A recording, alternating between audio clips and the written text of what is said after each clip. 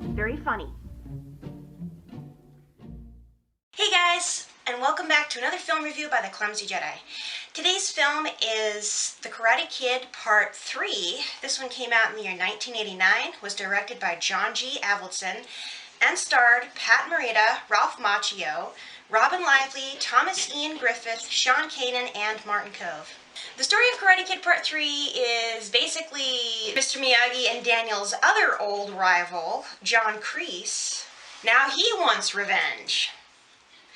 And he goes to a rich old army buddy in order to enact it for him. And he's really, conniving and twisted and all this other nasty stuff. This one was my least favorite of the 80s Karate Kid movies, but I still like it better than the one that came out in 94 and the one that came out in 2010.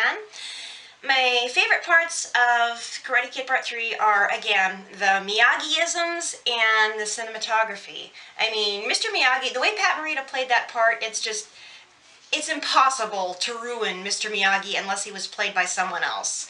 Because Miyagi is awesome. And of course, the cinematography, it was the same crew, and it was amazing.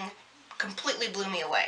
What I disliked most was, again, the swearing. There seemed to be a little bit more in this one than the last one.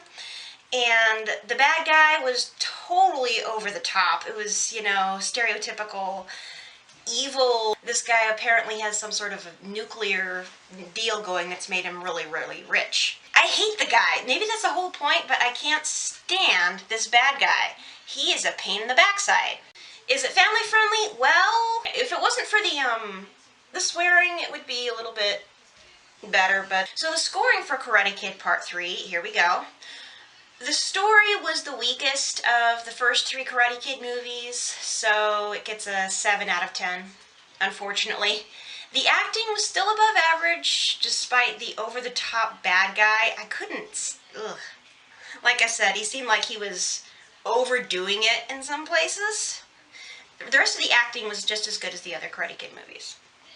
The script, better than average, but diminished a little bit by the fact that Daniel goes out of character so much, so that one gets an 8 out of 10. The music, it's Bill Conti. While not quite as sweeping as Karate Kid Part 2, it's still amazing.